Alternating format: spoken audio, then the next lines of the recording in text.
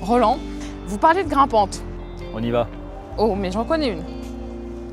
Celle-ci. La clématite. À mon sens, c'est la plus belle association avec les rosiers grimpants. Est-ce qu'elle peut se servir du rosier comme tuteur? Elle s'en sert de tuteur, vous l'installez bien sûr après avoir planté le rosier. Ensuite, elle va utiliser ses vrilles pour monter dans le rosier grimpant. Ça va pas l'abîmer, c'est pas grave?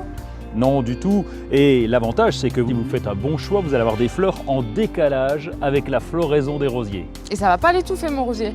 Ça ne va pas l'étouffer puisque le rosier est très vigoureux alors que la clématite est beaucoup plus fine, beaucoup plus souple. Clématite, toujours les pieds à l'ombre. J'attends quand même quelques années avant de la planter au pied de mon rosier. Il faut les pieds à l'ombre, là vous pouvez rajouter une tuile et puis elle sera à l'ombre du rosier. Puis il faut surtout que le rosier soit bien développé pour servir de tuteur à votre clématite. Là on a d'autres plantes grimpantes qui apprécient le soleil comme le trachelospermum, le jasmin étoilé, c'est plus simple à dire. Lui aussi pourra s'installer à condition que le rosier soit déjà bien fort. ça, ce sont des plantes grimpantes. Il faut quand même que je les associe à des rosiers qui sont plutôt hauts.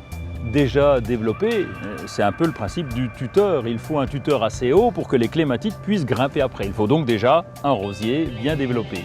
Et choisir sa clématite en fonction de la floraison. L'intérêt, c'est de trouver une clématite qui a une floraison décalée par rapport au rosier. Vous aurez cette clématite qui va grimper dans le rosier, qui va faire ses fleurs et ensuite vous aurez les roses Donc l'une prendra le relais de l'autre.